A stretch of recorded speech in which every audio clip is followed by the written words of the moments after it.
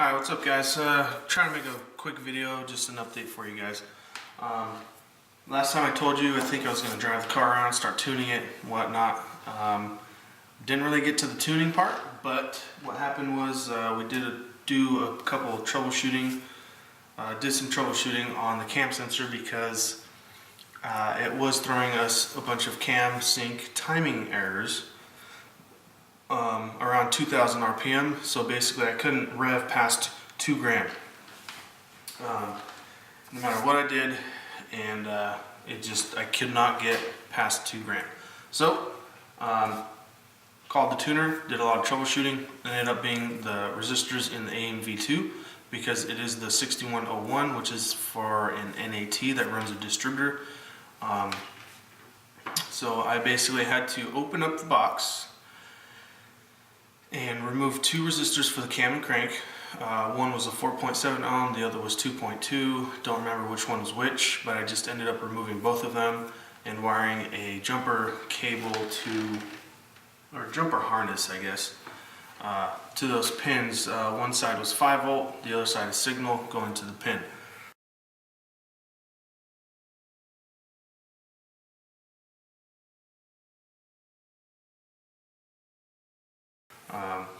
I made a jumper harness, that way I can swap out the resistors and to see what the car likes. And it ended up being both cam crank liked 2.2 ohm resistors in it. So as soon as I swapped it out, I was able to rev to the moon and drive it, along with not having it break up break up at 2 grand. I was actually able to, get past that. At the same time, I removed the cam sensor because it was leaking the way I had the bung welded on. It's just held in with a set screw and a bunch of RTV. So as I removed that, I put in a Hall sensor, which also called for the 2.2 ohm resistor, and the Hall sensor is supposed to be better. I guess it's a better signal. So I had one, put it in there, RTV'd it, and it's running good now. The reason it's not tuned yet is because I kind of pushed the project aside a little bit, spend time with family, and kind of focus on them a little bit. And you got to do that sometimes, because if you're a family man, you got kids, wife, you got to do that. So hopefully I'm going to give you guys a little tour of what the car's been, or what I've been doing a little bit here and there. I didn't film much of it. Because it was just small things that I felt like aren't very interesting. Like the fenders are back on, the headlights are back on, so it actually looks like a decent car, and it's not in the bay because I am driving it, and I'm actually contemplating on a few things that I'm going to do.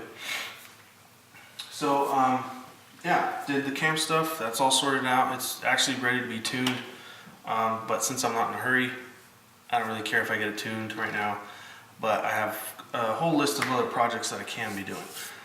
One is removing the dash, removing the AC heater core, plugging those holes, and rewiring all the gauges and buttons and switches, because the way I did it, I don't really like. It's kind of just ran to make it work, and it's not really an easy way to troubleshoot things. So just like the fuel pump, I'm going to run the Bussmann fuse relay panel, wire all that stuff in, and yeah, and we're going to also get rid of the radio, bunch of wiring that's behind the dash,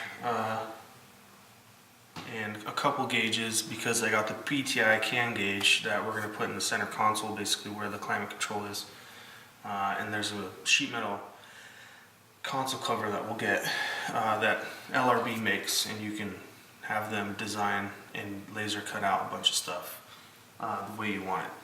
So yeah, while the dash is out, I am thinking about bending up the rest of the cage, the front half, myself, because my buddy has a bender that he's willing to lend me, and the tubing isn't very expensive, so I've never done it before, so it'd be interesting to get my hands dirty and see if I can do it. If not, I'll drop it off at a shop and have it done. So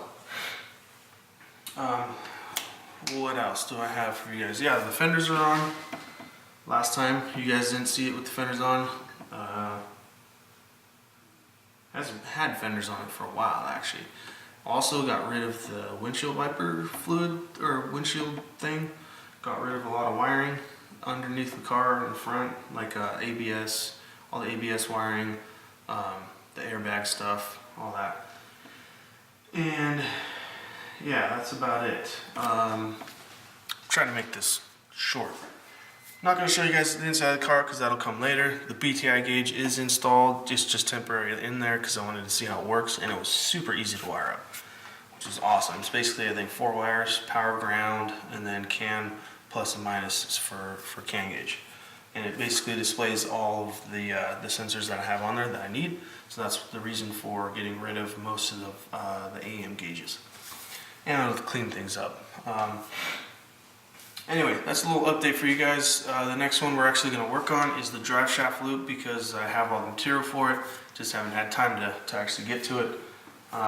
So we're just going to do that, put it in the car, and check that off the list. I'm pretty sure I need to do the rear too, but I need to kind of look up the local track requirements and if I need the front and back. The back, I think I can use the factory crossbar one that goes there, but I'm not 100% sure.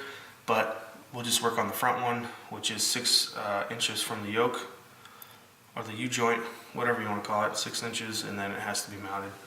And the loop has to go all the way around the drive shaft, obviously. So,